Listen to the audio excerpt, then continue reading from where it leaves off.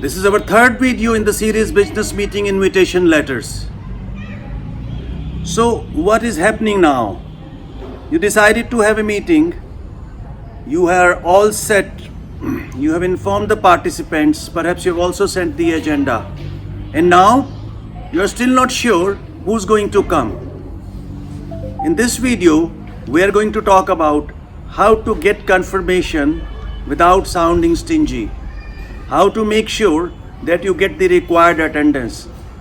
How to ensure that your meeting is productive, which actually is the objective of this series, Business Meeting Invitation Letters. By following some simple tips, which we are going to explain in the next minutes, you will be able to seek confirmations and you will be able to make your meeting more productive.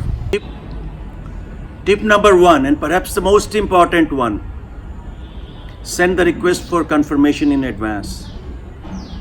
If your meeting invite is going on Tuesday for a meeting on Thursday and you are expecting that the attendance will be sufficient, I think that's not a good expectation.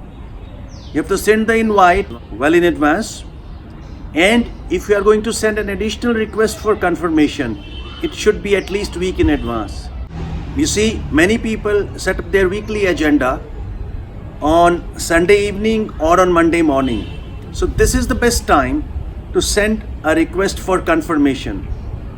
Again, the time between the meeting and the request for confirmation should be sufficient so that you can expect a good attendance. On the meeting day, for meeting invitees, make sure on the meeting day you send a reminder through mail, letter, or even through SMS or WhatsApp. In case you are using Microsoft or Gmail, please send a reminder 3 hours in advance. Don't be ashamed, don't be embarrassed. You have to follow up, especially if the meeting is important and the people who are coming are senior in the hierarchy. In tip number 3, I would again like to stress on the agenda. An agenda is a list of items that participants hope to accomplish at a meeting. The agenda has to be distributed in advance, minimally 24 hours in advance, so that participants have the opportunity to prepare for the meeting. Actually, the agenda should be available several days before the meeting. Once attendees know that the agenda is important for them, they will make sure that they will come. The tip number 4 is about pre-work for the meeting. You are expected to do some pre-work and so are the other attendees. So please ensure that your pre-work is done and sent in advance. And then make sure that you keep on asking and keep on reminding about the pre-work. As the pre-works keep on coming and you know that the other participants might be interested in them, keep on distributing them. This plus the availability of agenda in time will increase people's interest in the meeting, and not only the confirmation will come, but the possibility that they will actually attend the meeting will rise significantly. And now the action in the last 3 hours.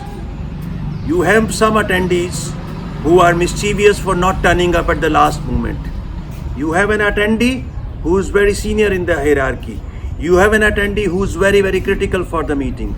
Make sure you have a personal contact with the person, maybe telephonically, again explaining the purpose of the meeting, explaining the pre-work, and ensuring that the person comes.